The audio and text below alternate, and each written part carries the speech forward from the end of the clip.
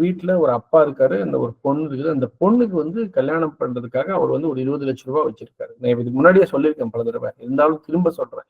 20 லட்சம் ரூபாய் வச்சிருக்காரு அவர். இந்த 20 லட்சம் ரூபாய் தான் பட்ஜெட் கல்யாணத்துக்கு. ஆனா அவருடைய பொண்ணு இருக்குது. அந்த பொண்ணு வந்து நிறைய மாப்பிள்ளை வந்து பார்த்துட்டு போயிட்டு இருக்காரு. நான் ஒரு தடவை பாத்தீங்கன்னா ஒரு டாக்டர் மாப்பிள்ளை வந்துடுறாரு. ஒரு எக்ஸாம்பிளுக்கு தான், டாக்டர் மாப்பிள்ளை தான் பெஸ்ட் நான் சொல்ல வரல, பட் எக்ஸாம்பிளுக்காக சொல்றேன். டாக்டர் மாப்பிள்ளை வந்துடுறாரு. அந்த டாக்டருக்கு பாத்தீங்கன்னு சொன்னா நல்ல குடும்பம், எல்லாமே சூப்பர், பேக்ரவுண்ட் நல்லா இருக்கு, செக் பண்ணியாச்சு. அந்த பொண்ணு வந்து பாத்தீங்கன்னு சொன்னா ரொம்ப தங்கமான பொண்ணு. அந்த பொண்ணுக்கு வந்து அந்த டாக்டரை பிடிச்சிருக்கு, அந்த டாக்டருக்கும் பொண்ணு பிடிச்சிருக்கு. ஆனா அந்த திருமணத்திற்கு ஆகக்கூடிய அந்த செலவு பாத்தீங்கன்னு சொன்னா 50 லட்சம் ரூபாய் மாதிரி இருக்குது. ஆனா அப்பா கிட்ட இருக்கு 20 லட்சம் தான். ஆனா பொண்ணை பார்த்தா பாவம், பொண்ணு கலையா இருக்கிறா பார்த்தா. அப்பா அந்த டாக்டரை பார்த்தா டாக்டருக்கும் புரிஞ்சு போச்சு, நல்ல குடும்பம், நம்ம குழந்தை நல்லா இருக்கும் அங்க போறான்னு அப்பாக்கு தெரிஞ்சு போச்சு, அம்மாக்கு தெரிஞ்சு போச்சு. இப்போ நிறைய என்ன நடக்குதோ அதான் நான் பேசுறேன். அந்த டாக்டர் மாப்பிள்ளைய வேண்டாம்னு சொல்லிட மாட்டாங்க. என்ன செய்வாங்க அப்படின்னு சொன்னா சரின்னு ஒத்துக்கிடுவாங்க. ரைட், எல்லாம் ஸ்டார்ட் ஆயிடும். இருக்கிற அந்த பணத்துல அங்கங்க அட்வான்ஸ் கொடுத்து ஸ்டார்ட் பண்ணுவாங்க வேலையை.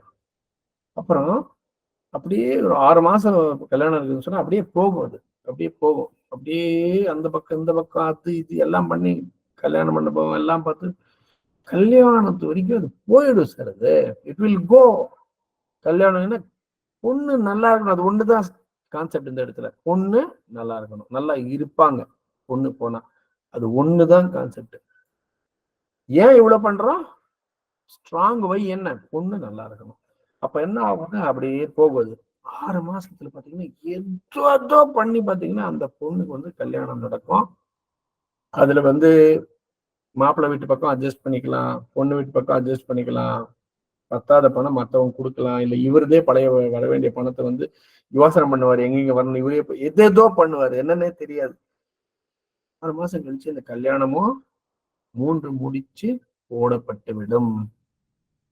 அப்புறம் அந்த பொண்ணை அந்த மாப்பிள்ளை கூட வீட்டுக்கு அனுப்பி வச்சுட்டு, அந்த வீட்டுல பாத்தீங்கன்னா முக்கியமான மக்கள், அந்த குடும்பத்துக்கு முக்கியமான மக்கள்லாம் உட்காந்து பேசும்போது அந்த அப்பா சொல்லுவாரு, கடவுளே கூட இருந்தா எப்படி கல்யாணம் பண்ணனே தெரியல, 20 லட்சம் கூட கையில இருக்கல இன்னைக்கு, ஆனா இன்னைக்கு 50 லட்சத்துக்கு மேல செலவாக எப்படி பண்ண தெரியும், கடவுளே கூட இருந்து நடத்தி வச்சான் அப்படின்னு சொல்லுவாரு.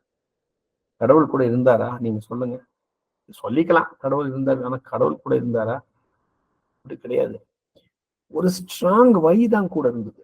அதாவது ஒரு ஒரு ரொம்ப ஸ்ட்ராங் வை, அதாவது ஏன் ஒரு ஸ்ட்ராங்கான ஏன், அதாவது ரொம்ப ஒரு வலுவான ஏன்.